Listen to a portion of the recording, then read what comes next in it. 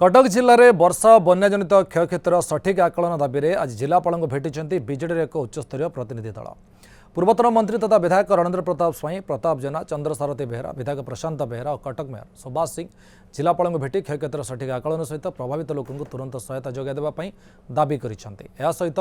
जिलापाल जरिए मुख्यमंत्री को प्रदान कर स्मारक पत्र में प्रभावित चाषी मानकर ऋण छाड़ बीजेडी दाबी कर प्रभावित चाषी मानक रियायती दर में सार बिहन आदि जोगाई देवाई बीजेडी पक्षर दाबी जदि सरकार दाबी मुताबक पदक्षेप न नियंती तेज कटक जिला बीजेडी आंदोलन कोल्लाइब बोली चेतावनी देछि। आमे दाबी करिछु सठिक भाव में आकलन हो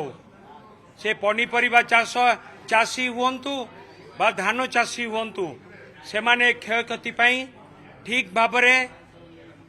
क्षयक्षति बाबद को सरकार पाखरु आर्थिक सहयोग पाइबा दरकार एवं जो माने बारंबार तली पकई धान पकईकी तांकर धान नष्ट होईची तांकु तुरंत मागणारे पुणी बिहन जोगई दिया जाऊ, सब्सिडाइज सार जोगई दिया जाऊ, जा फल कि स्वाभाविक परिस्थिति आसिला परे से माने पुणी चाषबास करि पारिबे।